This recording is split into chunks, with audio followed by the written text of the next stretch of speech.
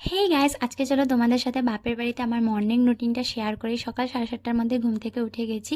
এমনিতে তো আমার 9টার আগেও ঘুম ভাঙে না, বাবার বাড়িতে আসলে খালি ঘুমোতে ইচ্ছা করে। তো সকালে স্নান টান করে ঠাকুর ঘরে চলে এসেছি, বিকজ আজকে আমার মা বাড়িতে নেই। ভাই মাকে নিয়ে ডিব্রুগড় গেছে ডক্টর দেখাতে। আমি বলেছিলাম আমার মার শরীরটা ভালো না। ডেমো ট্রেনটাতেই মা ওরা চলে গেছে। সকালে সমস্ত বাসি কাজগুলো মা করেই গেছিলো। তারপরে আমি ঘুম থেকে উঠে স্নান করে ঠাকুর ঘরে চলে গেলাম, বিকজ আজকে সোমবারে আমাদের ঘরে জলদি পুজোটা দেয়। আর এই ফুলগুলো দেখতে পাচ্ছ, এগুলো কিন্তু আমাদের বাড়িরই। আর আমার বোন চলে গেছে বাবুকে ব্রেকফাস্টটা বানিয়ে দিতে। এদিকে আমার লাড্ডু গোপালও উঠে গেছে, আর আমাদের ঘরের লাড্ডু সোনাকে আমি উঠিয়ে স্নান টান করিয়ে দিলাম। তো সুন্দর ড্রেস পরিয়ে এখন বসিয়ে দিলাম বাসি দিয়ে।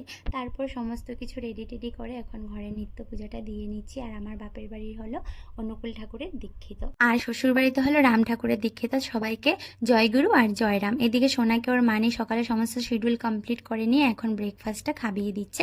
আর এদিকে এখন আমি মহাদেবকে সুন্দর করে স্নান টান করিয়ে দিয়ে ফুল দিয়ে ভালো করে পুজো দিয়ে নিলাম। আর আমি না বিয়ের আগের থেকে সোমবারটা খুব কড়াভাবেই মানতাম। এখন সোনা পাপা হওয়ার পর একটু উল্টোপাল্টা হয়ে গেছে।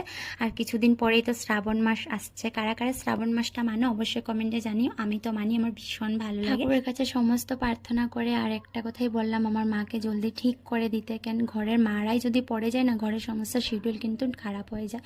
তো আমি মাকে বললাম তুমি সুন্দর করে ট্রিটমেন্টটা করে আসো, কোনো টেনশন ছাড়াই। আমি বোনের সাথে আছি। আমি ভাবি আমার বোনের বিয়ে হয়ে গেলে আমার মা তো পুরো একা হয়ে যাবে, ও থাকাতে মার অনেকটা হেল্প হচ্ছে।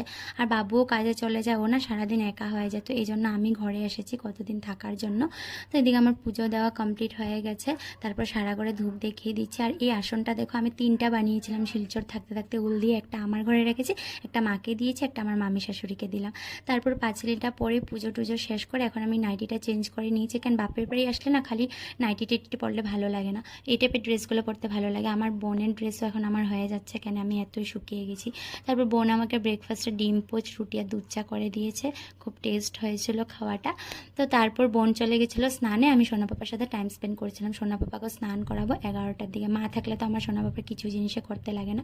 আর এই হ্যান্ডমেড ডিআইওয়াইগুলো দেখো, এগুলো আমার ভাইকে বার্থডেতে গিফট দিয়েছিল। খুব সুন্দর না ফ্রেমগুলো, তোমাদেরকে দেখিয়ে দিলাম। আর সোনা পাপা তো পুরো মামার কথা জিজ্ঞেস করতেই আছে, মামাই কোথায়, কেন ঘুম থাকতে থাকতে ওরা বের হয়ে গেছিলো।